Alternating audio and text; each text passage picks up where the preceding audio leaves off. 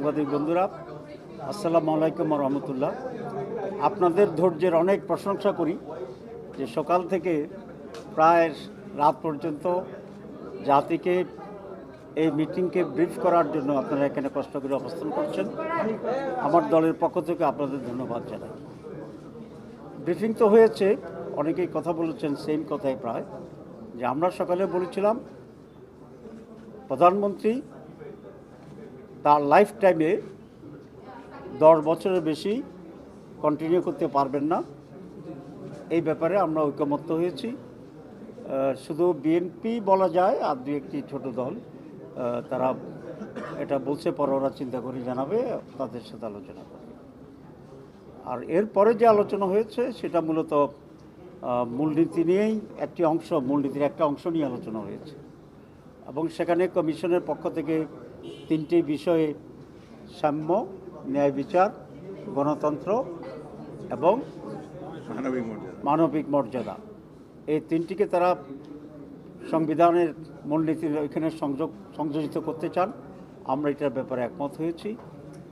আর 15th অ্যামেন্ডমেন্টের পরে বর্তমানে যেটা হয়েছিল আওয়ামী লীগের পিরিয়ডে যে সংশোধনীটা হয়েছিল সেটাকে আমরা টোটালি নাকচ করার কথা বলেছি।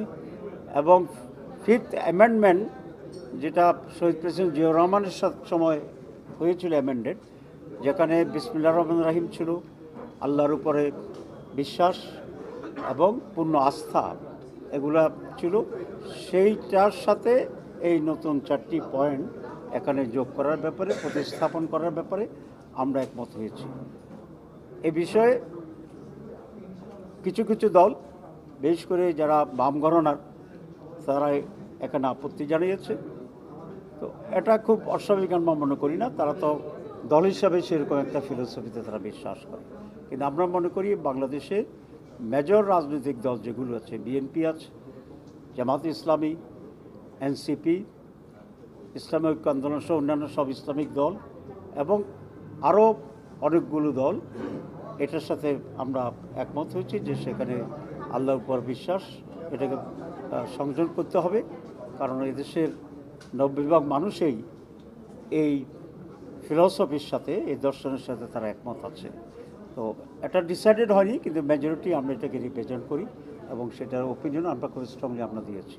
আপনাদের সবাইকে ধন্যবাদ। দুই মেয়াদে প্রধানমন্ত্রীর কথাটা হচ্ছিল, সেটা থেকে সরে কেন আসলে? 10 বছরের প্রথম না, আমরা আসলে এখানে খুব ডিফারেন্স নাই, একটা টেকনিক্যাল ডিফারেন্স আছে। আমরা যখন দুটো মেয়াদ বলেছি তখন একটি পূর্ণাঙ্গ সংসদের মেয়াদকেই আমরা মিন করেছিলাম। এখন বারের সাথে এটা একটা পার্থক্য হবে, যদি মাঝখানে পার্লামেন্ট ভেঙে যায়, তো পার্লামেন্ট ভেঙে গেলে তো তখন আবার বারটা বেশি হয়ে যায়।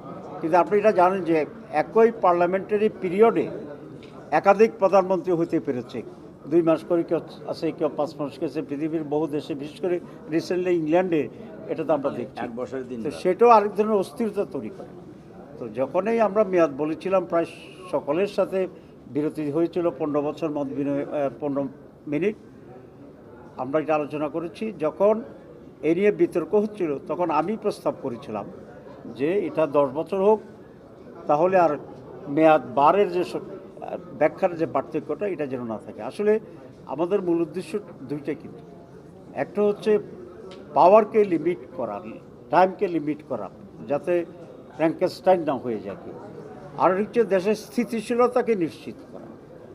তো আমরা যদি এখন এই দুই মেয়াদ নিয়ে এই নিয়ে ব্যাখ্যার ডিফারেন্স করি, তাহলে এক ধরনের অস্থিরতা সবসময় থাকবে, কন্টিনিউ করবে। সে কারণে for the betterment and the stability of the country and the parliament, at the same time to limit the authority of the prime minister. তো এই দুটাকে সামনে রেখেই আমরা এখানে একটা বিষয়ে আমরা একমত হয়েছি। প্রশ্ন করেন আর অনেকগুলি দল ওয়েট করতেছে যে এই গত 4 দিন 5 দিন যাবত যেই সংলাপ হচ্ছে তাতে খুব বেশি সবাই একমত হচ্ছেন না, মানুষের প্রত্যাশা পূরণ হচ্ছে না।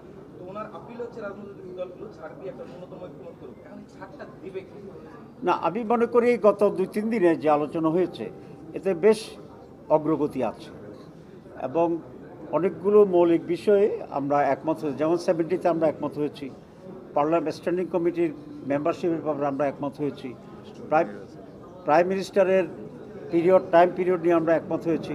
রাষ্ট্রপতি নির্বাচনের প্রক্রিয়ার ক্ষেত্রেও আমরা অনেকটাই একমত হয়েছি। নারী আসনে 100 নারী আসনের এবং দুটা কক্ষের ব্যাপারে সেখানেও আমরা অনেকটা একমত হয়েছি। কিছু কন্ডিশন আছে, সেগুলো আমরা পুনঃ আলোচনা করতে পারবো।